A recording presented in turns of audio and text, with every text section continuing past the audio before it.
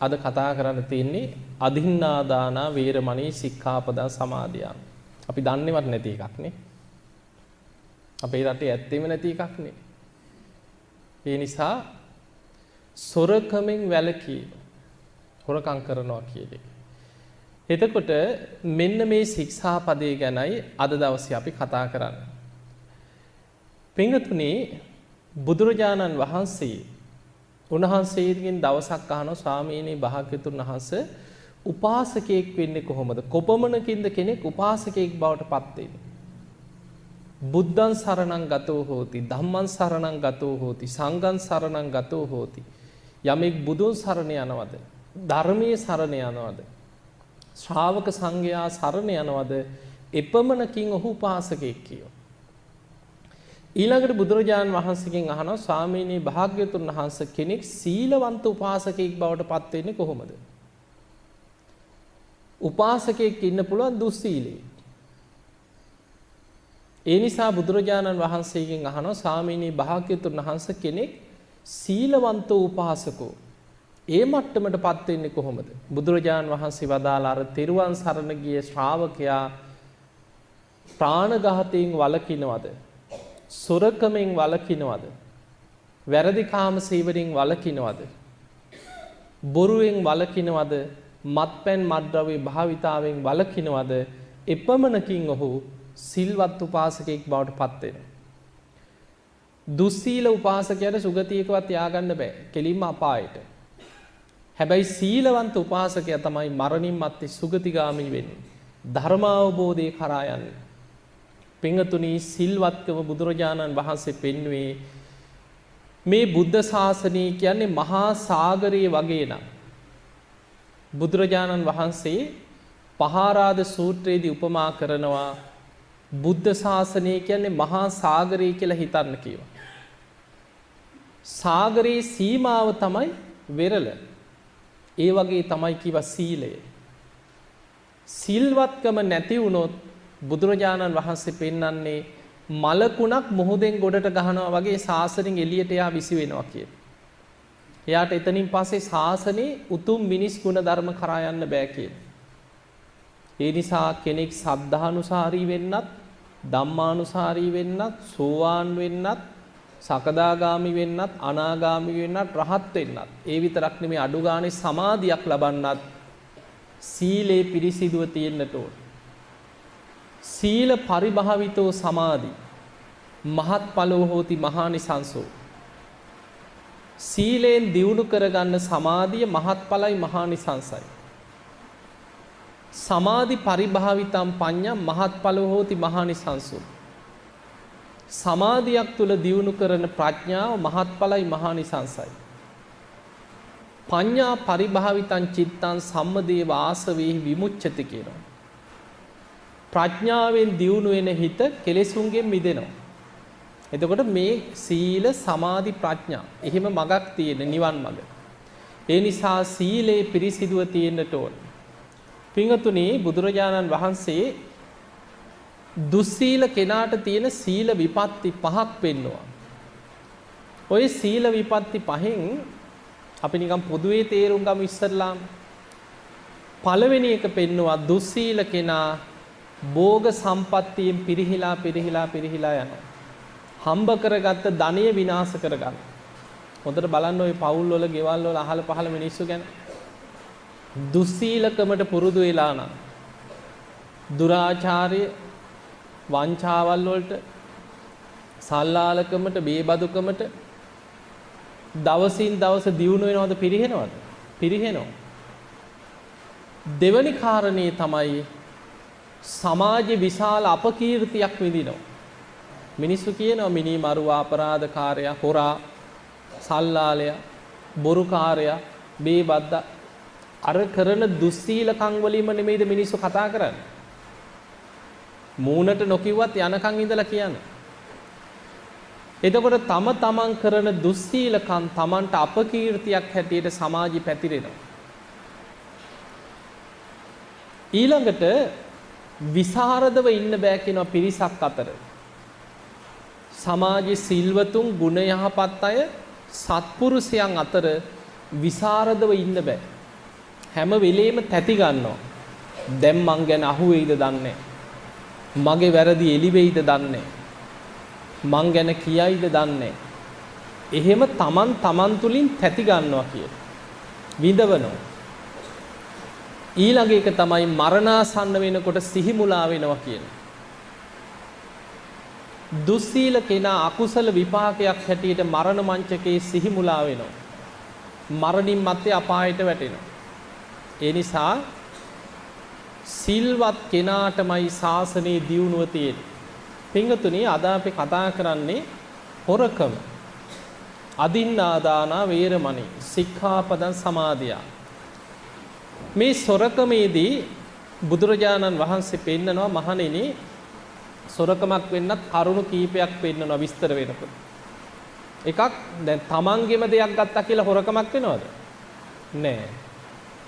ඒ නිසා අනුන් සතු දෙයක් වෙන්නට ඕනේ.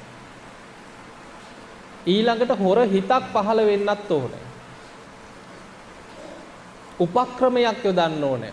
හිතක් පහළ වෙලා ගත්තේ නැත්නම් වැඩක් නෑනේ. ඒ නිසා උපක්‍රමයක් යොදනවා. ඊළඟට ඒ උපක්‍රමයේ මුල් කරගෙන අනුන් සතු දේ සොරකම් කරනවා.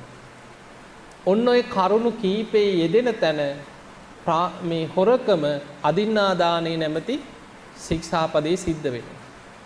දැන් අපි ගමු විසි කරලා දාලා තියෙන දෙයක් කවුරු හරි ගත්තා කියලා හොරකමක් වෙනවද?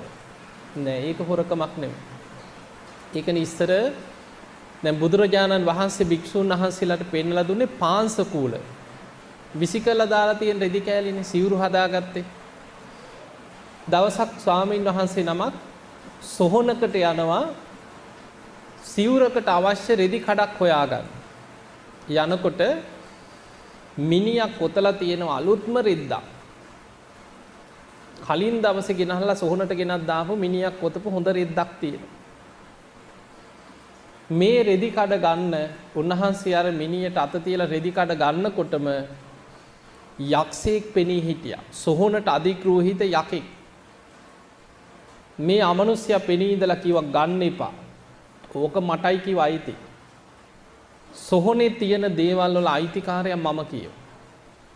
ගන්න එපා කියෝ. උන්වහන්සේ කල්පනා කරන්නේ බුදුරජාණන් වහන්සේ එහෙම දෙයක් කියලා නෑ. අමනුෂ්‍යෙක් සතු දෙයක් ගත්තා කියලා අමනුෂ්‍ය අයිතිවාසිකම් කියන්න පුළුවන් ওই තැන් වල තියෙන ඒවාද. ඒක හොරකමක් වෙන්නේ නෑ. සොහනට ගිහින් දාපු දේ විසි කරපු දේ පාංශකූලිකයි. ඒ නිසා මම මේක ගන්නවා කියලා අර ස්වාමීන් වහන්සේ මොකද කරේ මිනිහ ඔතලා දාලා තිබ්බ රෙදි කඩ ගත්තා. අර යක්ෂයා කොච්චර බලවත්ද කියන්නේ අමනුෂ්‍යයා රිංගුවා කියන මලමිනියට ඇතුළට.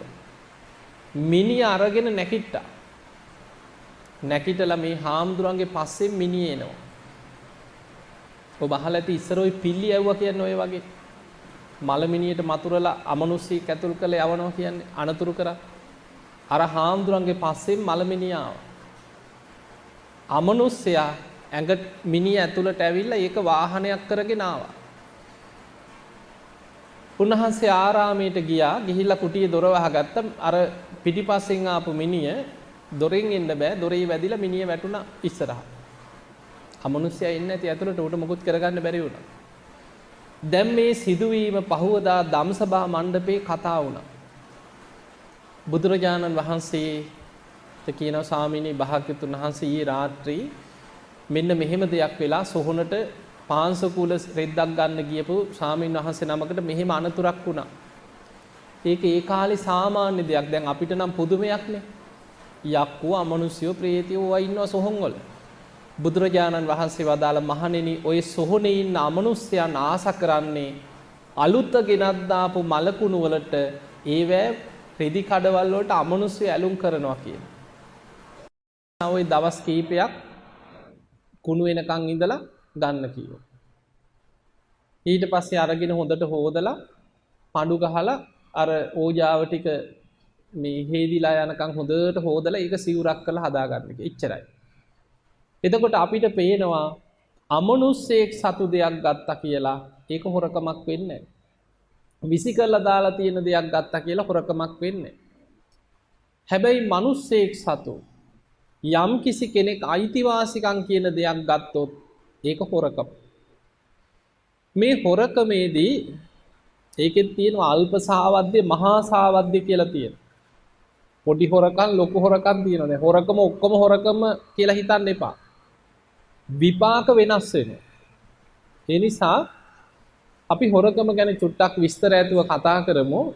පින්වතුනි මේ අතර සොරකමේදී දැන් අපි හිතමු අනුන් සතු දීපලක් අනුන්ගේ ඉඩමක් අපි අයිතිවාසිකම් කියනවා. අපි හොර ඔප්පු හදාගෙන අපි අයිතිවාසිකම් කියලා අපි අයිති කරගන්නවා. නීතියෙන් අයිති වෙනවා කියලා හිතන්න. හැබැයි හොරකම වෙනවා. නීතියෙන් අයිති වුණා කියලා ඒකෙන් හොරකම නැති වෙන්නේ නැහැ. මතක තියාගන්න. හිතෙන්න පුළුවන් නෑ අපි නඩුව දින්න. අපිටයි නීතියෙන් අයිති උනේ. හැබැයි හෘද සාක්ෂියට අනුව අනුන් සතු දීපලක් හොර හිතකින් හොර ඔප්පු හදාගෙන හොරට සාක්ෂි හදාගෙන නඩුව දින්න කියලා ඒකෙන් Tamanට හොරකමෙන් බේරෙන්න බෑ කියලා. ඒකේ විපාක Taman කරා එනවා. ඒ නිසා පින්වතුනි අනුන් සතු දීපල අයිති කර ගැනීම. දැන් ඊළඟට අපි ගමු කෙනෙකුට තර්ජනය කරලා අනුන්ගේ දෙයක් පැහැර ගන්නවා. දැන් මෙහෙම කියමු ඔය සමහර දරුණු මිනිස්සු ඉන්නේ. ඇවිල්ලා පිහියක් දීලා කියනවා දීපන් සල්ලි. අනේ අර මිනිස්සයා බයට දෙනවා. දැන් කියන්න පුළුවන් මං හොරකම් කරේ නෑ මං ඉල්ලගත්තා නේ. ඈ බැලු බැල්මට ඉල්ලගෙන නෙමෙයි. ඒක හොරකමක්. කෙනෙක් බිය ගන්නවල අනුන් සතු දෙයක් ඔහුගේ අතින් ගත්තත් ඒක හොරකම. එතකොට අපිට පේනවා එහෙමනම් මේ කාටවත් නොපෙනෙන්න ඉස්සුවා කියලා විතරක් නෙමෙයි හොරකම වෙන්නේ. අනුන් සතු දෙයක් කෙනෙක් බිය ගන්නවනවා. අසරණ කරනවා. දුන්න නැත්නම් මරනවා කියනවා. ආයි දුන්නේ නැත්නම් උඹලා ඉන්න නෙමෙයි කියනවා. ඔය වගේ අනේ අහිංසක මිනිස්සු බය කරලා කොච්චරනම් අහිංසක මිනිස්සුගේ දේපල හොරා කනවදනේ. ඒ වගේ බයට දෙනවා. කරගන්න දෙයක් නැතිකමට දීලා හැප්පෙන්න බැරි නිසා සමහරව අසරණකමට හිත හදාගෙන ඉන්නවා. කරගන්න දෙයක් නැහැ. දන්නවා මේ මිනිස්සු එක ගැටෙන්න ගියොත් අපි අමාරුවේ වැටෙනවා. ඒ නිසා හිතෙන් මිදවනවා. හිතන්න එපා මේ මිනිස්සු දිනුවා කියලා. රැස් කරගත්ත කර්ම විපාක තමන්ගේ පස්සෙන් එනවා. ඒ නිසා මේ හොරකමේ විපාක බොහොම භයානකයි. ඔය අතර ඔය රාජ්‍ය දේපල එහෙම හොරා කෑවොත් විශාල භයානකයි. දැන් ඔබ අහලා ඇති බිම්බිසාර රජුරවන්ට ඥාති වෙච්ච 84000ක තරම් පිරිසක් කල්ප 91ක් අපායේ පැහුණා කියනවා. ඒ කාලේ පුස්ස බුදුරජාණන් වහන්සේගේ කාලේ රාජ කුමාරවරු 3 දෙනෙක් හිටියා. පුස්ස කියලා බුදු කෙනෙක් පහළ වුණා කල්ප 92කට පෙර. ඒ බුදුරජාණන් වහන්සේගේ කාලේ බොහෝම සද්ධාවන්ත රජෙක් දඹදිව රජකම් කරා. මේ රජුරවන්ට හිටියා පුත් කුමාරවරු 3 දෙනෙක්. 3 දෙනාට ප්‍රාදේශීය රාජ්‍ය 3ක් පවර්ලා තිබ්බා. විශාල රාජ්‍ය 3ක්. අර රජ්ජුරුවන්ගේ පුත්තු 3 දෙනාට රජ්ජුරුවමයි දන් දෙන්නේ. කාටවත් දන් දෙන්න දෙන්නේ. එච්චරකට සද්ධාවන්ත රජ කෙනෙක්. එදා පුස්ස බුදුරජාණන් වහන්සේ ඇතුළු සංඝයා යම් තැනකට වඩිනවද රජ්ජුරුවම රාජ්‍ය අනුග්‍රහයෙන් දානි සූදානම් කළා රජ්ජුරුවම දන් දෙනවා. මේ රාජ කුමාරවරු 3 දෙනා කල්පනා කරා අනේ අපේ පිය රජ්ජුරුව හැමදාම දම් පින්කම් කරනවා. අපිටත් දානයක් දෙන්න.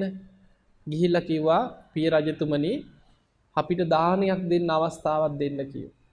ඊට පස්සේ කිව්වා දරුවනේ මං දැන් වයසයි. මම මැරිලා ගියාම උඹලා ඇති තරම් දන් දෙන්න කිව්වා. ඊට පස්සේ කිව්වා පිය රජුරෝ ඉස්සර වෙයිද අපි ඉස්සර වෙයිද කවුද දන්නේ. ඒ නිසා අනේ අපිට අවස්ථාවක් දෙන්න කිව්වා. ඊට පස්සේ ඒකත් ඇත්තනේ කියලා හිතලා දරුවෝ 3 දෙනාට කිව්වා දරුවනි මේ අවුරුද්දේ එක දරුවෙකුට මාසයක් දෙනවා. මාසේ බැගින් දරුවෝ 3 දෙනාට මාස 3ක් දෙනවා. කැමති මාස 3ක් ඉල්ලන්න කියලා. බුද්ධ ප්‍රමුඛ සංඝයාට දන් දෙන්න. දරුවෝ 3 දෙනාම කතා වුණා අපි වස් කාලේ දන් දෙමු. අපි වස් මාස 3 ඔය දම් පින්කම් කරමු කියලා 3 දෙනාම එකතු වෙලා වස් මාස 3 ඉල්ලගත්තා. දැන් තමන්ගේ රාජ්‍ය තුන මැද්දේ තියෙනවා ලස්සන භූමියක්. මේ භූමියේ ආරාමයක් හැදුවා. බුද්ධ ප්‍රමුඛ සංඝයා වෙනුවෙන් ආරාමයක් සකස් කරා. මේ ආරාමي සකස් කරලා අවසන් වෙලා දැන් දානිට ඔක්කොම ආරාමي හදලා ඉවරයි. බුද්ධ ප්‍රමුඛ සංඝයාට ආරාධනා කරා වස් කාලේ වඩින්න කියලා. බුදුරජාණන් වහන්සේ ආරාධනය පිළිගත්තා. රාජකුමාරවරු තුන්දෙනා කල්පනා කරා අනේ අපිට හොඳට දන් දෙන්න අවස්ථාව, පින් කරගන්න අවස්ථාව. බුද්ධ ප්‍රමුඛ සංඝයාට අපි ආරාමිකුත් හදලා දැන් පූජා කරගත්තා. මේ වස් මාස 3 රජකම් කර කර ඉන්නේ නැතුව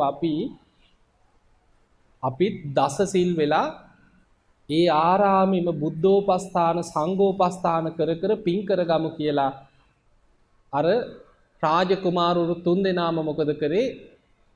ඒ වෙලාවේ බුදුරජාණන් වහන්සේගෙන් අවසර අරගෙන දස සිල් වෙලා අමාත්‍යවරු පිරිසත් ඒකට එකතු වුණා. දැන් අර බුද්ධ ප්‍රමුඛ දහස් ගණන් සංඝයාට උපස්ථාන කරන මාස 3. දැන් මේ දාන කටයුතු කරන්න අවස්ථාව ඕන නිසා රාජකුමාරවරු තුන්දෙනාගේම රාජ්‍ය භාණ්ඩාගාර තුනම පැවරුවා එදා හිටපු අමාත්‍යවරයෙකුට. එදා හිටපු අමාත්‍යවරයා තමයි අපේ ගෞතම බුද්ධ ශාසනයේ බිම්බිසාර රජුරු. රාජ්‍ය භාණ්ඩාගාර තුනම පැවරුවා. මෙන්න තියෙනවා ඇති තරම් ධනෙ. බුද්ධ ප්‍රමුඛ සංඝයාට මේ ධනෙන් කිසිම අඩුවක් කරන්නේ නැතුව වස් මාස 3ේම දම් පින්කම් කරන්න අපි ඔක්කොම දස සිල් වෙනවා කියලා රාජකුමාරවරු තුන්දෙනායි අමාත්‍යවරුයි දස සිල් වෙලා ආරාමෙම උපස්ථාන කර කර හිටියා. දැන් අර භාණ්ඩාගාරවල ඔක්කොගේම යතුරු තියෙන්නේ අර අමාත්‍යවරයාගේ අතේ. දැන් අමාත්‍යවරයාට ඕක තනියෙන් කරන්නත් බෑනේ. හිතයිසී පිරිස, යාළුවෝ, නෑදෑයෝ, ඥාති බොහෝ පිරිසක් එකතු කරගත්තා වරෙල්ලා පින්කම් කරගන්න. බුද්ධ ප්‍රමුඛ සංඝයාට දන් දෙන්න, දානේ හදන්න එන්න කියලා. ආහා අපිත් එනවා කොච්චර දෙයක්ද කියලා ආවා. ඇවිල්ලා අර රාජ්‍ය ගබඩාවල තියෙන වස්තුව දැක්කට පස්සේ හොර සිතුවිලි පහළ වුණ අනිත් අයට. මොකද කරේ? රාජ්‍ය දීපල හොරා කෑවා. එතන තව හිටිය අමාත්‍යවරුත් එක්ක තව කණ්ඩායමක් හොරු ටිකක්. අර වස් මාස 3ේම දන් දෙන්න වෙන් කරපු රාජ්‍ය දීපල හොරා කෑවා. ඒවා ඉස්සුවා. සමහරු ගෙවල් වලට අරන් ගියා. සමහරු කර තියාගෙන ගියා. සමහරු හොරෙන් කරත්ත වලින් පැන්නුවා. සමහරු රැයට පැන්නුවා. දැන් මේ රැස් කරගත් අකුසල් ටික එකක් බුද්ධ ප්‍රමුඛ සංඝයාට දන් දෙන්න වෙන් කරපු ඒවා. ඊළඟට රාජ්‍ය දීපල හොරා කෑවේ. මේ රටවැසියන්ටම අයිති දීපල ටික තමයි හොරා කෑවේ. මේ රැස් කරගත්ත කර්මයේ විපාකයෙන් මරණින් මත්තේ කෙලින්ම වැටුනේ නිරේට. පොඩි පිරිසක් නෙමෙයි කියනවා. ඒකට උදව් කරපු ඉතින් ওই ලොකු හොරකම් කරනකොට කට්ටිය එකතු වෙනවන්නේ. තනියෙන් වැඩේ කරන්නත් බෑනේ. ලොකු පිරිසක් එකතු වෙනවා. බෙදා හදාගෙන තමයි වැඩේ යන්නේ. ඒ කාලේ 84000ක් තරම් පිරිස හිටියා කියනවා එකට එකතු වෙච්ච පිරිස කණ්ඩායම. හිතන්න පොඩි පිරිසක්ද කියලා. කණ්ඩායම අපායි, රොත්ත පිටින් අපායි. එක කල්පයක් දෙකක් නෙමෙයි අපායෙන් අපායට කල්ප 91ක් අපායේ පැහුණා කියලා. කල්ප 91ක් අපායේ පැහිලා මේ මහා බද්ද කල්පයේ කකුසඳ බුදුරජාණන් වහන්සේ පහළ වෙනකොට අපායෙන් උඩට ආවා. ආවේ මනුස්ස ලෝකෙට නෙමෙයි പ്രേත අපායට. අර පිරිසම പ്രേතයෝ. ඇඟේ වස්ත්‍රයක් නැහැ. ඇට සැකිලි වගේ ශරීර. මුළු ඇඟම දනවා. මුළු ඇඟම පිච්චෙනවා. പ്രേතයෝ වෙලා ඉපදුනා. පපුවට ගහ ගන්නවා, විලාප දෙනවා, ඔළුව ගහනවා, බිම පෙරලෙනවා, කුසගින්න වැඩි. බිම පෙරලි පෙරලි මේ പ്രേත පිරිස හිටියා. ඔහොම ඉන්නකොට කකුසඳ බුදුරජාණන් වහන්සේ පහළ වෙලා දහම් දෙසනවා. කකුසඳ බුදුරජාණන් වහන්සේට දානයක් දීලා බොහෝ පිරිසක් ධර්මාවබෝධය ලැබුවා. ඒ වෙලාවේ රජ කෙනෙක් තමන්ගේ ඥාතීන්ට පින් දෙනකොට බොහෝ ඥාති ප්‍රේතයන් පින් අරගෙන සුවපත් වෙනවා. මේ රොත්ත බලාගෙන ඉඳලා ප්‍රේතයෝ ටික කකුසඳ බුදුරජාණන් වහන්සේ ඉදිරියේ පෙනී හිටියා. පෙනී ඉඳලා ඔළුවට අත් ගහගත්තා කියන පපුවට ගහගත්තා බිම හැපුණා. දුක කියලා අනේ අපිට පින් දෙන්න කියලා පින් ඉල්ලුවා. දැන් බලන්න බුදුවරු මහා කාරුණිකයි. කකුසඳ බුදුරජාණන් වහන්සේ මහා කරුණාවෙන් බැලුවා පින් ගන්න බෑ. අකුසල් බලවත් ඒ තරම්. කියනවා නුඹලට මගේ බුද්ධ ශාසනයේ පින් ගන්න බෑ කිව්වා. අකුසලේ බලවත් කිව්වා. රාජ්‍ය දීපල හොරා කාලා බුද්ධ ප්‍රමුඛ සංඝයාට වෙන් කරපු දාන වස්තු හොරා කාලා රැස් කරගත් අකුසලේ බලවත්. ඊළඟට පහළ වෙනවා කොණාගමන කියලා බුදු කෙනෙක්. ඒ කාලේ උත්සාහ කරන්න කිව්වා. ඔන්න කකුසඳ බුදුහාමුදුරුවෝ කිව්වේ මගේ බුද්ධ ශාසනයේ පින් ගන්න බෑ. ඊළඟ බුද්ධ ශාසනය බලන්න කිව්වා. දැන් කොණාගමන බුදුහාමුදුරුවෝ පහළ වෙනකුණුත් പ്രേත අපායේ සා පිපාසාවෙන් දුක් විඳ විඳ හිටියා. කොණාගමන බුදුහාමුදුරන්ගේ කාලෙත් පෙනී හිටියා. අර වගේම පෙනී ඉඳලා සමහර ප්‍රේතයන් ඔළුවට ගහ ගන්නවා කියන සමහරු පපුවට ගහ ගන්නවා බිම හැපෙනවා විලාප දෙනවා කියන දුක කියලා අනේ අපිට පින් ටිකක් දෙන්න අපේ මුළු ඇඟම දනවා කියලා පින් ඉල්ලුවා. කොණාගමන බුදුරජාණන් වහන්සේත් මහා කරුණාවෙන් බැලුවා කරන්න දෙයක් නැහැ අකුසල් තාම බලවත්. උන්වහන්සේ වදාළ ප්‍රේතයිනි මගේ බුද්ධ ශාසනෙත් පින් ගන්න බෑ කිව්වා. ඊළඟට පහළ වෙනවා කිව්වා කාශ්‍යප නමින් බුදු කෙනෙක්. ඒ කාලේ උත්සාහ කරලා බලන්න කිව්වා. පින් ලැබෙනවා කිව්වේ නෑ උත්සාහ කරන්න කිව්වා. දැන් බලන්න ඊළඟ බුදුහාමුදුරුවෝ පහළ වෙනකන් අපායෙම දුක් විඳ විඳ හිටියේ. ඉඳලා මේ මහා භද්‍ර කල්පේ කාශ්‍යප බුදුහාමුදුරුවෝ පහළ වෙච්ච වෙලාවෙත් අර പ്രേත පිරිස ඒ විදිහටම පින් ඉල්ලුවා. කාශ්‍යප බුදුරජාණන් වහන්සේත් මහා කරුණාවෙන් බැලුවා පින් ගන්න බෑ. ඒත් අකුසල් බලවත් තාම. බලන්න ආයි පොඩි අකුසලයක්ද කියලා මේ දීපල හොරා කන්නේ. ඒ වෙලාවේ කාශ්‍යප බුදුරජාණන් වහන්සේ වදාළ ප්‍රේතයිනි මගේ ශාසනයේ පවතින තාක් නුඹලට පින් ගන්න බෑ කියලා. අනාගතේ පහළ වෙනවා ගෞතම නම් බුදු කෙනෙක්. ඒ කාලේ නුඹේ සංසාරික ඥාතිවරයෙක් ඉන්නවා කීවා බිම්බිසාර නමින් රජකම් කර. මේ රජ්ජුරුව බුද්ධ ප්‍රමුඛ සංඝයාට ආරාමයක් හදලා මහා දානයක් දීලා තමන්ගේ ඥාතීන් යාළුවෝ හිතමිත්‍රයෝ සිහි කරලා පින් දුන්නොත් ඒ පින් අරගෙන එදාට සුවපත් වෙන්න පුළුවන් කියනවා. දැන් මේක දැනගත්තේ කාශ්‍යප බුදුහාඳුරන්ගේ. මේ ප්‍රේතයෝ ටික ඊළඟ බුදුහාඳුරෝ පහළ වෙනකන් අපේ බුදුහාඳුරෝ පහළ වෙනකන් අර දුකම විඳෝ සාපිපාසාවෙන් විලාප දිදී හිටියා. දැන් මිනිස්සෙකුට නම් කන්න නැති වුණොත් මැරිලා යනවනේ. දවස් කීපයක් ඉඳි මැරෙයි. ප්‍රේතයෝ එහෙම නෙමෙයි. ආය අවුරුදු ලක්ෂ ගණන් හිටියත් කෑග ගහ විඳවනවා චුත වෙන්නේ නැහැ. කර්මයේ ගෙවෙනකන් චුත වීමක් නැහැ කිය. දැන් බලන්න කකුසඳ බුදුහාඳුරන්ගෙන් පින් ඉල්ලුවා, කොණාගමන බුදුහාඳුරන්ගෙන් පින් ඉල්ලුවා, කාශ්‍යප බුදුහාඳුර ඉදිරියේ පෙනී හිටියා පින් ගන්න බෑ. අපේ ගෞතම බුදුරජාණන් වහන්සේ පහළ වුණාට පස්සේ බිම්බිසාර රජුරු බුදුරජාණන් වහන්සේගෙන් බණහලා සෝවාන් ඵලයටපත් වුණා. තමන්ගේ රාජකීය උයන කුටි සෙනසුන් හදලා බුද්ධ ප්‍රමුඛ සංඝයාට පූජා කරා. දැන් එදා ප්‍රේතයෝ පිරිස පෙනී ඉන්නවා බලාගෙන ඉන්නවා අනේ අපිට දැන් පින් දෙයි කියලා ඔළුවට ගහ ගන්නවා කියනවා පපුවට ගහ ගන්නවා බිම හැපෙනවා වේදනාවට. සාපිපාසාව දරා ගන්න බෑ. බිම්බිසාර රජුරෝ බුද්ධ ප්‍රමුඛ සංඝයාටම දානයක් දුන්නා. එදා ආරාමේ පූජා කරපු සතුටට ආරාමේ වටේ ඇවිද තමන් පූජා කරපු කුටි දිහා බලා සාදුකාර දිදී හවස් වෙනකන් හිටියා. කරුමි කියන්නේ රජුරවන්ට ඥාතීන්ට පින් දෙන්න අමතක වුණා. එදත් මග හැරුණා. රජ්ජුරුව රෑ මාලිගාවට ගිහිලා නිදාගත්තා. මේ ප්‍රේතයෝ ටික කලබල වුණා. අහෝ අපි කවදානම් මිදෙන්නද? බුදුරජාණන් වහන්සේලා 4 නමක්ගේ ශාසනයේ පින් ගන්න බැලුවා. අපිට මේ අවස්ථාවක් නැති වුණොත් අපි කවදානම් මේ ආත්මෙන් මිදෙන්නද කියලා. එදා හඬා වැළපි ප්‍රේතයෝ මාලිගාවේ දොරවල් හොල්ලනවා රෑ. බඩු මුට්ටු පෙරළුවා. රජ්ජුරුවන්ට රෑ එළි වෙනකන් දැනෙන්න සැලැස්සුවා. අඩි සද්ද ඇහෙනවා, අඬනවා ඇහෙනවා, විලාප දෙනවා ඇහෙනවා. උදේ පාන්දර බිම්බිසාර රජ්ජුරුව ඇවිල්ලා බුදුරජාණන් වහන්සේට වැඳලා කිව්වා ස්වාමීනි භාග්‍යතුන් වහන්සේ ඊයේ මම මහ විශාල පින්කමක් කරපු දවස මෙච්චර පින්කමක් කළා ඊයේ රාත්‍රී මගෙන් අඩුවක් වුණා දැහුවා.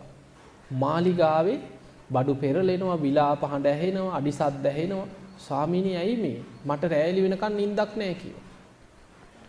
බුදුරජාණන් වහන්සේ වදාළ රජතුමනි කල්ප 92කට පෙර බුද්ධ ප්‍රමුඛ සංඝයාට වෙන් කරපු රාජ්‍ය දීපල වගේක් රජ්ජුරුවන්ගේ ගබඩාවල තිබ්බ වස්තුව හොරා කෑවා කීවා. නුඹේ සංසාරික ඥාති පිරිසක්. ඒ අය කල්ප 91ක් අපායෙම පැහිලා කකුසඳ බුද්ධ ශාසනයේ පින් ගන්න බැරි වුණා කියලා. කොණාගමන බුද්ධ ශාසනයේ പ്രേත ලෝකේ පින් ගන්න බැරි වුණා කියලා. කාශ්‍යප බුද්ධ ශාසනයේ පින් ගන්න බැරි වුණා. ගෞතම බුද්ධ ශාසනයේ ඊ රජ්ජුරුව කරපු පින් ගන්න බලාගෙන හිටියේ කියෝ. රජ්ජුරුවන්ට පින් දෙන්න අමතක වීම නිසා කලබලයටපත් වෙලා කිව්වා මේ പ്രേත පිරිස. ඒ නිසා ඥාති പ്രേතයන් ගැන අනුකම්පාවෙන් දානයක් දීලා ඒ අයට පින් දෙන්න කියෝ. රජ්ජුරුව ඒ වෙලාවෙම බුදුරජාණන් වහන්සේට ආරාධනා කරා ස්වාමීනි එහෙමනම් හෙට ඉඳන් දින 7ක් මගේ මාලිගාවට දානෙට වඩින්න කියලා. දවස් 7ේම දන් දෙන්න. පහවදා බුදුරජාණන් වහන්සේ ඇතුළු 500ක් සංඝ පිරිස මාලිගාවට වඩිනවා. දානි බෙදන්න සූදානම් වෙනකොට බුදුරජාණන් වහන්සේ දිවසින් දැක්ක ප්‍රේතයෝ ටික බලාගෙන ඉන්නවා වෙවුල ඔලුවට ගහ ගන්නවා පපුවට ගහ ගන්නවා අනේ අපිට දැන් පින් දෙයි කියලා. බුදුරජාණන් වහන්සේ අදිෂ්ඨානයක් කරා කියනවා බිම්බිසාර රජ්ජුරුවන්ට පමණක් ඥාති ප්‍රේතයන් පෙනේවා කියලා අදිෂ්ඨාන කරා. රජ්ජුරුවන්ට දිවසක් නැහැ. බුද්ධ අදිෂ්ඨානෙන් රජ්ජුරුවන්ට පේන්න ගත්තා. රජ්ජුරුවන්ට පේනව ඇඳුමක් නැහැ. ඇටසැකිලි වගේ. එක රොත්තට පොදියට ඉන්නවා සමහරු ඔළුවේ අත් ගහ ගන්නවා. සමහරු පපුවට ගහ ගන්නවා බිම හැපෙනවා පෙරලෙනවා. බුදුරජාණන් වහන්සේ වදා රජතුමනි දානේ පූජා කරලා හිතන්න කීවා ඉදම් මේ ඥාතිනං හෝතු. පැන් පූජා කරලා හිතන්න කීවා මේ පැන් මගේ සංසාරික ඥාතීන්ට මේ පින් අනුමෝදන් වේවා කියලා පින් දෙන්න කිය. සිවුරු පිරිකර පූජා කරලා පින් දෙන්න කිය. දම් පූජා කරලා පින් දෙනකොට කුසගින්න සංසිඳුන ප්‍රේතයන්ගේ. පැන් පූජා කරලා පින් දෙනකොට පිපාසය සංසිඳෙනවා. සිවුරු පිරිකර පූජා කරලා පින් දෙනකොට ප්‍රේතයන්ගේ ශරීර වලට වස්ත්‍ර පහළ වුණා කියලා. එදා තමයි බුදුරජාණන් වහන්සේ තිරෝකුඩ්ඩ සූත්‍ර දේශනාවෙන් දහම් දෙසන්නේ. එතකොට අපිට පේනවා ආයි රාජ්‍ය දීපල හොරා කෑව. හිතන්න මේ මැති ඇමතුරට කොහොම තියෙයිද කියලා නේ. ඉහළ ඉන්න හොරාගේ ඉඳන් පල්ලෙහාට යනකම් හිතන්නනේ. ආයිති විපාක කොහෙන් කැරකිලා යයිද නේ. එතකොට අපිට පේනවා හැම තැනම හොරු පිරිච්ච රටක්ද. එහෙම වෙනකොට පහළ ඉන්න මිනිස්සු අහිංසක මිනිස්සුත් හිතන්න පුළුවන් අච්චර මිනිස්සු හොරා කරනවා අපි හොරා කාපුවාම මොකද? හිතන්නේ නැද්ද සමහරව? කෝටි ගණන් හොරා කෑවහම අපි රුපියල් 100ක් ගත්තාම මොකද කියලා හිතනවා. ඒ නිසා ඒ හැම එකම විපාක එනවද නැද්ද? එනවා. ඒ නිසා හොරකමෙන් ආයි බේරෙන්න බෑ. විපාක එනවා. මේවා විපාක ගැන බුදුරජාණන් වහන්සේ දේශනා කරන මහණෙනි දැන් මෙලව තියෙන විපාක හිතත් ඔය කොච්චර හොඳට ඇඳලා පැලඳලා හිටියත් හොරා කියලා මිනිස්සු කියනවද නැද්ද? රටම දන්නවනේ හොරු කියලා. කොහොම ඉන්න හැදුවත් මිනිස්සු කියනවා සාප කරනවා මිනිස්සු දකින තැන්වල හොරා කියලා. එතකොට මෙලව අපකීර්තියක් පැතිරෙනවා හොරා කියලා. තමන්ගේ හිත දන්නවා විදෝනෝ. හැම වෙලාවෙම නිදා ගන්න ගියත් පුටුවක වාඩි වෙලා හිටියත් මිනිස්සු විඳවන්නේ අවස්ථා 4කදී. වයසට ගිහිල්ලා එක තැන මල මුත්‍ර කරගෙන දුක් විඳිනකොට ඕවා ඔක්කොම මතක් වෙනවා. අන්න විදෝන තැන. ඊළඟට ලෙඩක් දුකක් හැදිලා මරණාසන්න වෙනකොට ඕවා මතක් වෙන්නේ නැද්ද? මතක් වෙනවා. ඕවා මතක් වෙනවා. අයියෝ මං කරගත්ත දේවල් තමයි මට මේ කියලා මතක් වෙනවා. ඊළඟට විපත් ඉදිරියේ මතක් වෙනවා. මේ අපිම කරගත්තු දේවල් තමයි අපිට මේ කැරකෙන්නේ කියලා මතක් වෙනවා. ඊළඟට මරණ මංචකේ මතක් වෙනවා. මරණාසන්න වෙනකොට කරපු අකුසල් සිහි වෙනවා. ඒ නිසා පින්වතුනි ධර්මයේ දියුණු කරගන්න බැරි වුණොත් දුස්සීලකම් කරොත් වා චිත්‍රපටි වගේ සිහි වෙනවා. මම ওই කුරුණෑගල බණක් කරා ඊට අවුරුදු 2-3ක් වගේ ඇති. ඒ බණට මම මාතෘකා කරේ මරණය ගැන. මම මරණය ගැන බණ කීවට පස්සේ පන්සලේ නායක හාමුදුරුවෝ බණ අහගෙන ඉඳලා බණ ඉවර වුණාට පස්සේ මට කතා කරලා මං යන්න හදනකොට කිව්වා මේ ඥානදීප චූට්ටක් කොහොම ඉන්න විනාඩි 5ක් හොඳ කතාවක් තියෙනවා අහගෙනම යන්න කියලා උන්වහන්සේ කිව්වා මේ පන්සලේ දායක සභාවේ උපසභාපති කිව්වා. හාමුදුරුවන්ට රෑ 11ට 12ට විතර දරුවෝ කතා කරලා පන්සලට කෝල් එකක් දීලා කිව්වලු අනේ හාමුදුරනේ තාත්තට අමාරු වුණා රෑ ඉස්පිරිතාලේ නැවැත්තුවා කියලා. ඉතින් හාමුදුරුවෝ අනේ දැන් රෑනේ රෑ 12ට ඉතින් මොනවද කරන්නද? කුරුණෑගලට යවලා තියෙන්නේ.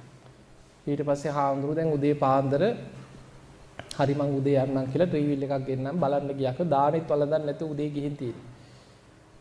දැන් කොහොම හරි හාමුදුරුවෝ උදේ බලන්න ගියා. හාමුදුරුවෝ දැක්කට පස්සේ දැන් බට දාලා සීලයින් එහෙම දීලා ඉතින් ඉන්නවා ඉස්පිරිතාලේ. හාමුදුරුවෝ දකින්නකොට කෑ ගහලා පොඩි ළමෙක් වගේ අඬන්න ගත්තා කිව්වා. "අනේ හාමුදුරනේ" කියලා අඬනවලු දැන්. හාමුදුරුවෝ වැළවලු මේ වටේ ලෙඩ්ඩොත් ඉන්නවා මේ මොකද මේ? ළඟට ගිහින් කිව්වලු උපාසක මහත්තයා ලැජ්ජ නැද්ද? පොඩි ළමෙක් වගේනේ. කොච්චර පින් කරපු කෙනෙක්ද මේ?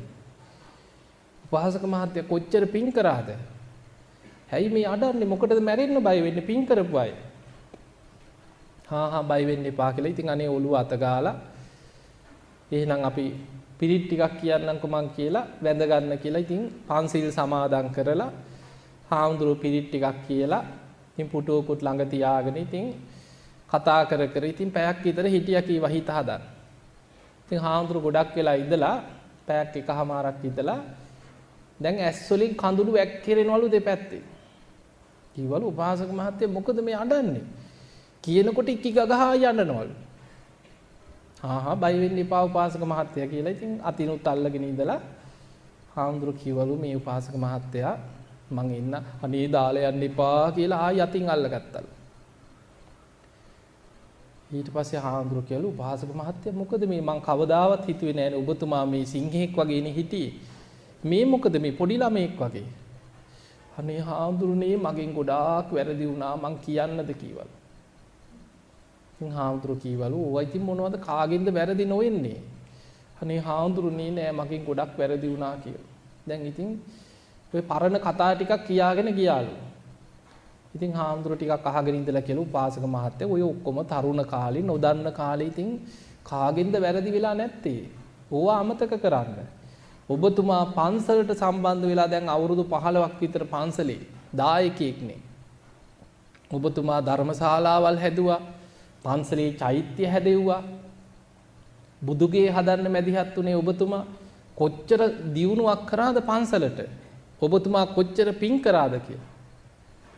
අනේ ඒ වුණාට හාමුදුරනේ මට මතක් වෙනවා කීවලු.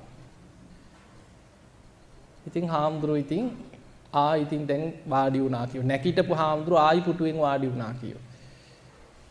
ඉතින් අතිනුත් අල්ලගෙන තව පැයක් විතර හිටියා කිව්වා. ඉතින් වෙන කතා කිය කරපු පින්කම් මතක් කර කර කටින පින්කම් කරපු ඒවයි පින්කම් කරපු ඒවයි චෛත්‍ය හදපු ඒවයි මතක් කර කර හිටියා කිව්වා. කියනකොට මිනිහා එකපාරට ඉකිග ගහනවලු.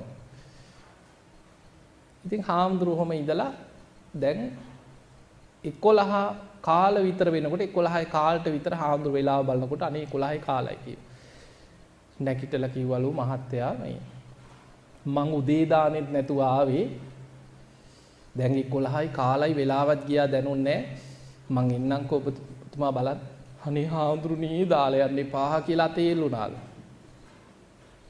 ඉතින් උපාසක මහත්තයා මං දානි වැරදුවේ නෑනේ කිව්වා. අනේ හාමුදුරුවනේ අදවත් බැයිද ඇහුවලු. දානි නැතුව ඉන්න ළඟට වෙලා. ඊට පස්සේ දැන් හාමුදුරන්ට හිතුණලු මේ නම් මොකක් හරි තියෙනවා දැන් කියාගන්න බැරි දෙයක්. ඊට පස්සේ හාමුදුරුවෝ වාඩි වෙලා කිව්වලු උපාසක මහත්තයා ඕන දෙයක් කියන්න මං සමාව දෙන්නම්. අනේ හාමුදුරනේ මට සමාව දෙනවද කියලා ඇහුවලු. හරි බය නැතුව කියන්නකො කීවලු. බැලින්නම් මිනිහා චෛත්‍යයට එකතු කරපු එකටත් දීලා වැඩේ. ධර්මශාලාවෙනුත් ගහලා. ඔන්න මැරෙන්න යනකොට මතක් වෙන ඒවා.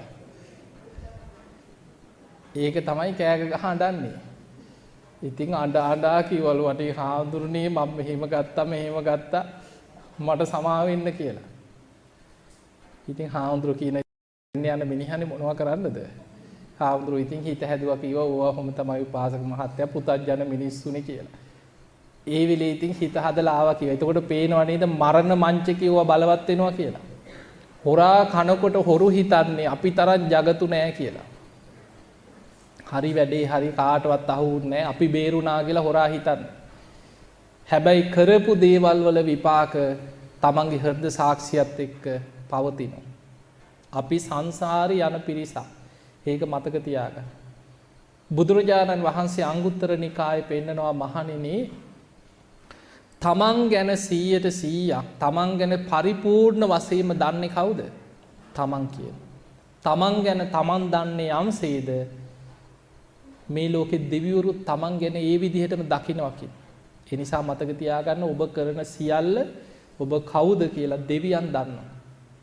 ඊළඟට හිත දකින ශ්‍රමණ බ්‍රාහ්මණවරු පරචිත්ත විජානන ඥානය ඇති ශ්‍රමණ බ්‍රාහ්මණවරු තේ ස්වභාවය ඒ විදිහටම දකිනවා. බුදුරජාණන් වහන්සේ පෙන්නනවා ඔය ඔබ අහලා ඇති විසාකාවට දීපු අවවාද ටිකක් තියෙනවනේ විසාකාවගේ පියා විවාහ වෙන දවසේ. ඒකේ තියෙනවා තමන්ගේ දුව විවාහ වෙන දවසේ විසාකාවගේ තාත්තා කියනවා දුවේ විවාහ ජීවිතය තුළ මෙන්න මේ විදිහට කටයුතු කරන්න කියලා අවවාද ගොඩක් දෙනවා. ඒක එකක් තියෙනවා මිනිස්සු ඉල්ලගෙන එනවා. දැන් ගෙවල් වලට කොච්චර ඉල්ලගෙන එනවද?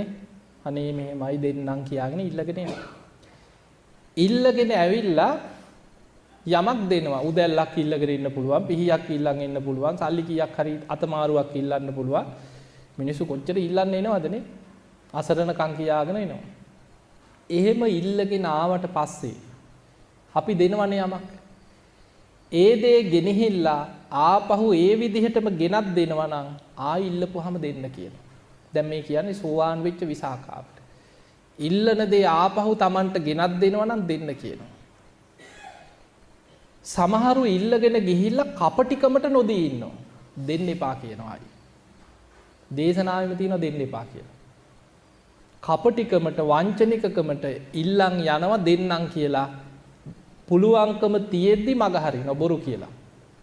දන්නේ වගේ ඉන්නවා. එහෙම දෙයක් නොවුනා වගේ ඉන්නවනේ මිනිස්සු. දෙන්න එපා කියනවා ආයි. දැන් මේ කියන්නේ විසාකාවට තාත්තා කියන බුදුරජාණන් වහන්සේගේ දේශනාවේ මේවා තියෙන්නේ. හැබැයි මෙහෙම පෙන්නනවා සමහරු ඊළඟට විසාකාවට කියනවා දුව සමහරු ඉල්ලන්න එනවා ඇත්තටම අසරණකමට ඉල්ලන්න. දෙන්නම් කියලා ඉල්ලගෙන ගියාට දෙන්න විදිහක් නැහැ අසරණයි. එහෙම කෙනෙක් ආයිල්ලගෙන ආවොත් අනුකම්පාවෙන් දෙන්න කියන. බලාපොරොත්තු වෙන්නේ නෙමෙයි අනුකම්පාවෙන් දෙන්න කියන. එතකොට බලන්න එතන පැහැදිලිවම පෙන්නනවා අනුකම්පාවෙන් පින් සලකාගෙන ආපහු දුන්නත් නැතත් ඉල්ලන කෙනාට දෙන්න කියනවා. හැබැයි යමක් තියෙන කෙනෙක් වෙන්න පුළුවන් ඉල්ලගෙන ගිහිලා ආයි ගෙනත් දෙනවා නම් ආයි යාටත් දෙන්න කියනවා. හැබැයි කපටිකමට නොදී ඉන්නවා නම් කපටින්ට දෙන්න එපා කියනවා. එතකොට අපිට පේනවා ජීවිතේ එහෙමනම් දැන් මේ හොරකම් ගැන පෙන්නනකොට තියෙනවා කවුරු හරි යමක් ඉල්ල ගන්නවා දෙන අදහසින්. ඉල්ලගෙන එහෙම ඉල්ල ගැනීම හොරකමක් නෙමෙයි. ඉල්ලගෙන ටික දවසක් ගිහිල්ලා හිතෙනවා ඕක නොදී ඉන්න ඕනේ. එතනින්ම හොරකමට වැටෙනවා කියලා. එතකොට අයිතිකාරයා ඉල්ලනකොට දන්නවා ඕක ආයි හම්බෙන්නේ නැහැ කියලා. එයා ඒ අදහස අතෑරපු ගමන් හොරකමක් වෙනවා. එතකොට ඒ වගේ හොරකමට අහු වෙනවා. මේ සොරකමට අහු වෙන ක්‍රම ගොඩාක් දේශනාවල තියෙනවා. ඊළඟට බුද්ධ දේශනාවේ සඳහන් වෙනවා ඒ වගේ මේ අනුන් සතු දීපල නඩු කියලා අත්පත් කර ගැනීම. ඊළඟට පරිස්සමට තිබ්බ දෙයක් කවුරු හරි පරිස්සමට තියෙන මේක ආරක්ෂා කරලා තියන්න මම පස්සේ ගන්නම් ඔයාලඟ තියාගන්න කියලා පරිස්සමට දෙන්නේ. හොඳයි කියලා පරිස්සමට තියාගන්න. තියාගෙන හිතෙනව නෑ ඕක ඔහෙම සද්ද නැතුව අමතක වෙන්න අරිනවා කියලා මග හැරලා ඒක නැති වුණා කියලා හරි හංග ගත්තොත් ඒකත් හොරකමක් කියලා. ඊළඟට සොර සිතකින් තිබ්බ දෙයක් තිබ්බ තැනින් වෙනස් කරපු ගමන් හොරකමට අහු වෙනවා. දැන් අපි ගමු කොහේ හරි යමක් තියෙනවා. මේ තියෙන දේම එතනින් වෙන තැනකින් හංගනවා. ගන්නෙ නෑ, ගෙදර ගේන්නේ නෑ. හොර සිතකින් පස්සේ කවදා හරි මේක උස්ස ගන්න පුළුවන් කියන අදහසින් ඒ තිබ්බ තැනින්ම අරන් වෙන තැනකින් හංගනවා. හොර සිතකින් තමයි ඒක වෙනස් කරේ. ඒකත් හොරකමක් කියන. කොහොම වෙන්නේ නැද්ද ඔය ආයතන වල එහෙම? එතකොට ඔය වගේ ඒ වෙලාවේ මේක පන්නගෙන එළියට පනින්න බෑ. කොයි වෙලේ හරි ගන්නම් කියලා එක කොහේ හරි හංගන. එහෙම තිබ්බ තැන වෙනස් කරපු ගමන් හොරකමකට අහුවේ.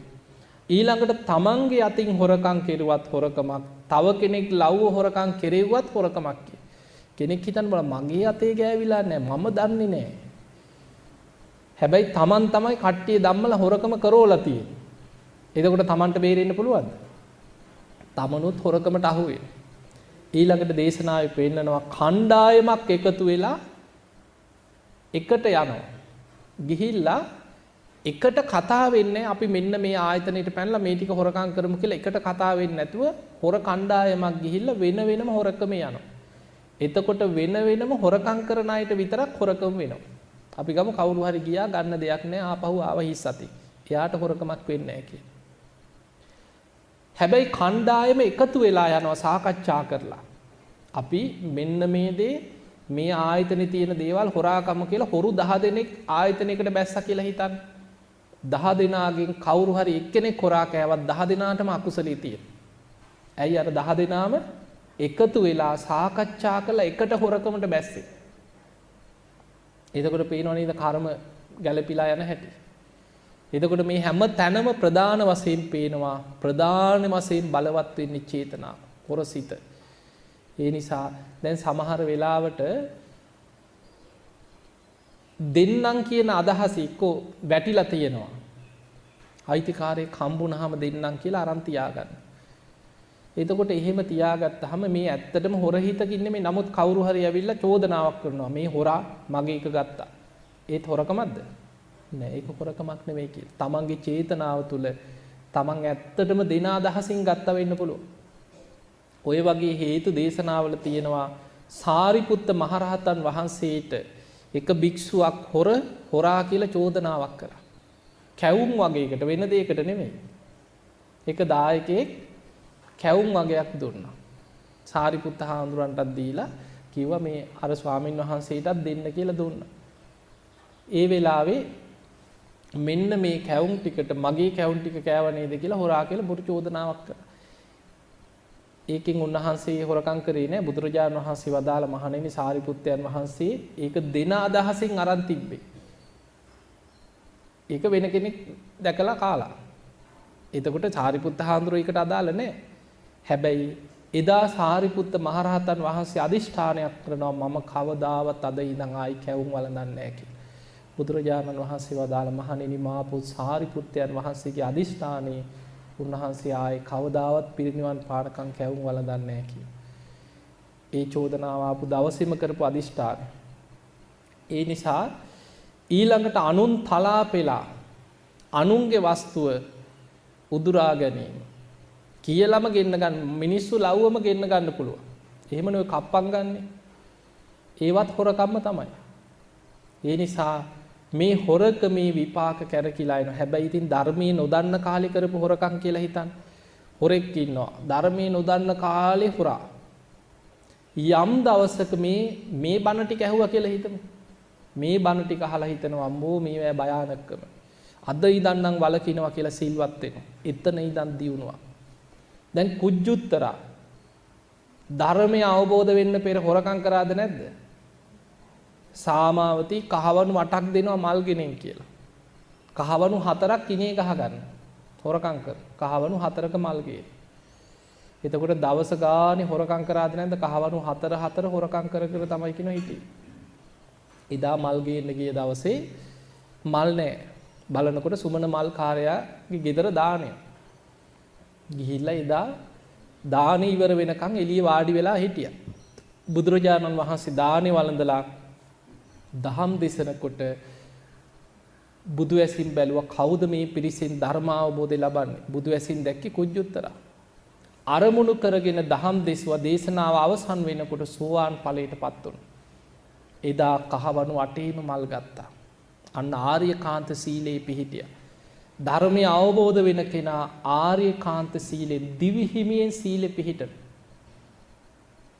සාමාවතී බැලුවා මේ මොකද වෙනදා වගේ නෙමෙයි මල් දෙගුණයක් නේ. ඇහුවා ඇත්ත කියාපන් මෙච්චර මල් ගොඩක්. කිව්වා නේ දේවිය ඉස්සර මං හොරකම් බොරු කියන්නෙත් නෑනේ දැන්. ධර්මය අවබෝධ වෙච්ච කෙනෙක්. දේවිය ඉස්සර මං කහවණු 4 ගානේ හොරකම් කරා කියලා. ආයි මං කවදාවත් හොරකම් කරන්නේ නෑ. මට මේකේ ආදීනව වැටහුණා කියලා. ඊට පස්සේ සාමාවතී කිව්වා මොකක්ද මේ වෙනස? ඉස්සර මං හොරකම් කරා ආයි හොරකම් කරන්නේ. මොකක්ද මේ වෙනස ඇහුවා. ඊට පස්සේ බුදුරජාණන් වහන්සේ වැඩ ඉන්න ආරාමේ පැත්තට හැරිලා බුදුගුණ කියලා වැන්දා. වැඳලා කිව්වා මේ බුදුරජාණන් වහන්සේගෙන් ධර්මයේ මං ඇහුවා. ඒ ධර්මයේ මට අවබෝධ වුණා. ඊට පස්සේ සාමාවතී කිව්වා අනේ කුජුත්තර අපිටත් මේ බණ ටිකක් කියන්න කියලා. එතකොට අපිට පේනවා නොදන්න කාලේ හොරකම් වෙන්න පුළුවන්. හැබැයි ධර්මයේ දැනගත්තට පස්සේ සම්පූර්ණයෙන් වෙනස් වෙයි. දැනත් හොරකම් කර හිටියොත් ඉතින් ඒත් අර විපාක එනවා මතක තියාගන්න. හොරකමේ විපාක ගැන දේශනාවේ පෙන්නනවා ඔය හොරකම් කරපු අය මෙලව ජීවිතේ එකක් සමාජ නින්දා විඳිනවා. දැන් ඔබ හිතන්න ගෙදරට එනවා. නෑදෑයෝ අතර නැද්ද හොරු? ඉන්නවනේ නේ. අවුරුදු ආවා කියලා හිතන්න කේක් ගෙඩියක් අරන් එනවා අක්කේ කියාගෙන එනවා ගෙදරට. කෙහෙල් ඇවරියකුත් අරන් එනවා. අපි දොර ළඟින්ම උළුවස්ස ළඟින්ම පන්නනවද? හා මෙහි බෑ මේ බෑ කියලා. නෑනේ අපේ මනුස්සකමක් තියෙන එන්න මල්ලි කියලා වාඩි කරලා තේ එකක් හරි දෙනවනේ. එහෙමනේ. ගෙදරට ආවහම නෑදෑ. හැබැයි අවංකව හිතන්න කුස්සියට ගිහින් හරි කියන්නේ නැද්ද හොඳට ඇහැ ගහගෙන ඉඳපන් මේක මොකේට හරි විදලයයි කියලා. කියනවද නැද්ද? කියනවා. අපි මූණට මල්ලි කියලා hina වුණාට හොරකම් කරන කෙනා ගැන අපකීර්තිය පැතිරිලා ඉවරයි ආයි. අයියා අක්කේ කියලා කතා කරත් මිනිස්සු යනකන් ඉඳලා ගෙට ගිහිල්ලා හොරෙන් යනකන් ඉඳලා කියන්නේ ආන් අර හොරාව බලාපල්ලා මොනවද අඩු කියලා එහෙමයි කියන්නේ. එතකොට අපිට පේනවා මෙලව අපකීර්තියක් පැතිරෙනවා. ඊළඟට රජවරුන්ට අහු වුණොත් ආයි ඒ කාලේ හොරුන්ට අතපය කපනවා කියනවා ඉස්සර. දැන් අදත් ඔය අරාබිකරේ එහෙම ඇඟිලි කපනවා. සමහර හොරකම් කළා වුණාම කෙලින්ම දවස් 10ට දඬුවම් තියෙන්නේ. පළවෙනි දවසේ පළවෙනි නියපොත්ත ගලවනවා. දෙවෙනි දවසේ ඊළඟ නියපොත්ත ගලවනවා. කොහොම දවස් 10ක් නියපොතු ටික ගලවලා ඊළඟට අතපය කපන. එහෙම තමයි ඔය මැද පෙරදිග සමහර රටවල දඬුවම්. එතකොට මෙලවම ඒ දඬුවම් තියෙනවා හොරකම් කරොත්. ඊළඟට ඒ කාලේ ඉතින් උල ඉන්න ඕනේ ඒවා. හිරේ හරි අහුනොත් ළඟින්න වෙනවනේ. කොච්චර හිර දුක් විඳිනවද මේ අහුවෙත්. සමහරු ධනයේ බලය නිසා බේරිලා හිටියත් ඒවැ විපාක කොයි වෙලේ හරි කැරකිලා යනවා තමන්ගේ පස්සේ. මෙලව නැතත් මෙලව බේරුණත් පරලොව විපාක වලින් බේරෙන්න බෑ. මරණින් මත්තේ සොරකම් කරපු අය අපායවල වලට වැටෙනවා කියන. බොහෝ අය වේතරණී කියන නිරේ උපදින්න කියන හොරා කාපු අය. අපායේ දුක් විඳලා බුදුරජාණන් වහන්සේ පින්න මහණෙනි හොරකම් කරලා නිරේ අකුසල් ගෙවලා තිරිසන් ලෝකෙ ඉපදුනොත් බොහෝ තිරිසන් සත්තු වෙලා හොරකම් කරපු අයට උපෝපං ආත්මවල ඒවැ වන්දි ගෙවන්න වෙනවා කියන. සමහරුන්ගේ හරක් වෙලා උපදින්නෙම පෙර ණයකාරයෝ. කොච්චර දුක් විඳින සත්තු ඉන්නවද? සමහරු ළඟ උපදිනවා බල්ලෝ වෙලා. ගුටි කකා ඒ ස්වාමියාව ආරක්ෂා කරනවා ණය ගෙවනවා. සමහරු හරක් ජීවිත කාලෙම වැඩ ගන්න. බර ඇදලා වැඩ අරගෙන කාලා ඔක්කොම ගලා අන්තිමට මස් කඩේටත් දෙන්න. පෙර ණයකාරයෝ. එතකොට මේ වගේ ඒ අය ලව්වම ඒ අයගේ නිවෙස්වල සත්තු වෙලා උපදිනවා කියනවා ණය ගෙවන්න. උපෝපං ආත්ම භාවය. ඊළඟට බුදුරජාණන් වහන්සේ වදාළ මහණෙනි ඒ අය අපායේ කර්ම ගෙවලා නිරේ කර්ම ගෙවලා මනුලවට ආවා කියලා හිතන්න කර්මයේ ගෙවලා උපෝපං ආත්ම භාවවල දුප්පත් පවුල් වල කියන උපදින. යම් දීපලක් තියෙන තැනක ඉපදුනත් ඒ සියල්ල විනාශ කර ගන්නවා කියලා. සමහරු ඉන්නවනේ දෙමව්පියන්ගේ දීපල ඔක්කොම විනාශ කර ගන්නවා. ඇයි පෙර අකුසල් වල විපාකයෙන් ඒවා yaadෙන්නේ නැහැ කියලා. ඊළඟට මොන උත්සාහය ගත්තත් දියුණු වෙන්න බෑ කියලා. හර පෙර සසරේ හොරකම් කරලා තියෙන කර්ම විපාක වලින් ඊළඟට මේ දේශනාවෙම තියෙනවා මම පොතක් ඊරෑ කියවලා මේ හොරකම ගැන පොතක් හොයාගෙන ආවා. ඒකේ තියෙනවා ඒ අය හැමදාම නෑ කියන නැති බණේමයි කියන. අපේ ගෙවල් වල නැද්ද ඔවා? උදේ ඉඳන් රෑ වෙනකන් ගෙවල් වල නැති බණේ නැද්ද? කොහෙද අපෝ දෙන්න තියෙන්නේ කියන. ළමයින්ට එහෙමනේ. ගෙදර හරියම හැමදාම නෑ නැති බණේම තමයි. එතකොට ඒ ස්වභාවයවල් පෙර සසරේ කරපු විපාක ගෙවුනත් බොහෝ ආත්ම භාව 100 ගණන් යනකම් ඒවැ විපාක ඒ විදිහට පස්සෙන් එනවා කියන. ඒ නිසා මතක තියාගන්න. දැන් ඉතින් පෙර වපුරපු දේවල් අපි මෙලව ගෙවන්න පුළුවන්. හැබැයි මේ ජීවිතේ අඬා හරි පින් කරගත්තොත් කොච්චර පෙර අකුසල විපාක පස්සෙන් ආවත් මේ ජීවිතේ අපි හොඳ ගුණ ධර්ම රැක්කොත් මේ ජීවිතේ ප්‍රාණඝාතයෙන් වැළකුණොත් හොරකමෙන් වැළකුණොත් වැරදි කාම සේවනයෙන් බොරුවෙන් මත්පැන් මත්ද්‍රව්‍ය වලින් වැළකුණොත් මේ ජීවිතේ හොඳ බීජ වපුර ගත්තොත් අනාගතේ හොඳ අස්වැන්න ලැබෙයිද නැද්ද? ලැබෙනවා. ඒ නිසා දන් දෙන්න. ශක්ති පමණින් දන් දෙන්න කියන මේ අකුසල් ගෙවෙන්න එක ක්‍රමයක්. පෙර සසරේ හොරකම් වල විපාක එනවනම් දුක් විඳලා අනුන්ගේ හොරකම් කළා දන් දීලා හරියන්නේ නැහැ. සමහර හොරු හිතන්න පුළුවන් හොරකමක් කළා දානයක් දෙනවා. හොරකමට දානි කැපෙනවා. එහෙම කැපෙනවද? එහෙම කැපෙන්නේ නැහැ. හොරකමේ විපාක වෙනම එනවා. දීපු දානේ විපාකේ වෙනම සසරේ ලැබෙන්න පුළුවන්. ඒ නිසා හොරකමත් දානෙන් වහන්න බෑ. ඒ නිසා මතක තියාගන්න හොරකම් කරොත් ඉහළ ඉඳන් පහළටම ඒකේ විපාක තමන් කරා එනවා. ඊළඟට තව කෙටියෙන් මතක තියාගන්න හොරකමේ තියෙන අල්ප සාවද්‍ය මහා සාවද්‍ය කියලා.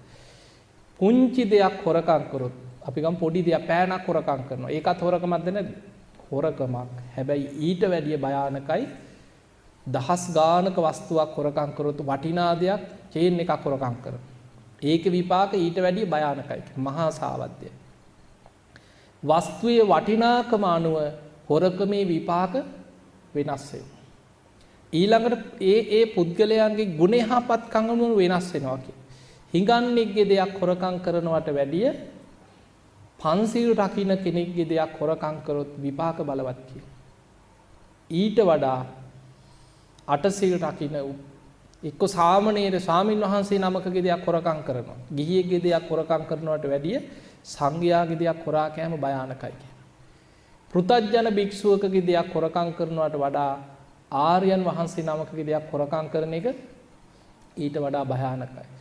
බුද්ධ ප්‍රමුඛ සංඝයා වෙනුවෙන් වෙන් කරපු දෙයක් හොරකම් කරන එක සියල්ලට වැඩිය භයානකයි කියන. ඒ නිසා ඒකනේ ওই සාසනික දේවල් වල හොරකම් කිරීමේ විපාක වල භයානකකම තියෙන්නේ. ඒ නිසා ඔබ බලන්න ඔය බොහෝ දේශනාවල තියෙනවා සංඝ සතු දේවල් හොරා කාලා. ඔය සුචිලෝම කරලෝම කියලා යක්කු ගැන තියෙන්නේ. ඒ සුචිලෝම කියන යක්ෂයා ඒත් ඒවත් කරලෝම කියන යකාගේ ඇඟ මුළු කර කුට්ටම් වෙච්ච ඇඟක් කියනවා තියෙන. ගලක් වගේ. සුචිලෝම කියන්නේ තියුණු කටු වගේ කියන. කවදාවත් පොළොවේ කොන්ද පිහිටන්නේ නැහැ. උල් වල තමයි නිදාගත්තාම අර නිකන් උල් කටු ගොඩක් වගේ. දූරියන් ගෙඩියක් තියෙන. ඒ වගේ තියෙන ඇඟේ රෝම පිහිටලා තියෙන. පෙර කාශ්‍යප බුද්ධ ශාසනයේ සංඝ සතු තෙල් බෝතලයක් හොරකම් කරලා ඇඟේ තෙල් ගා ගන්න හොරකම් කරා. ඒකේ විපාකේ කියන. එතකොට අපිට පේනවා ඒ දේවල් වල විපාකේ නැහැටි. ඊළඟට සාමාන්‍ය අහිංසක මිනිස්සෙගේ දෙයක් ගත්තට වඩා පොදු ජනතාව සතු අහිංසක මිනිස්යන් සතු දේවල් හොරා කන එක භයානකයි. මහා සාවද්දේ ලොකු හොරකම් එහෙම. ඉතින් ඒ නිසා දැක්කනේ අර පුස්ස බුදුරජාණන් වහන්සේ කාලේ රාජකුමාරවරු සතු රාජ්‍ය දීපල හොරා කාලා විපාකෙනේ. කල්ප 91ක් අපායෙම පැහිලා බුද්ධාංකුර 4ක් പ്രേත අපායි දුක් විඳා කියන.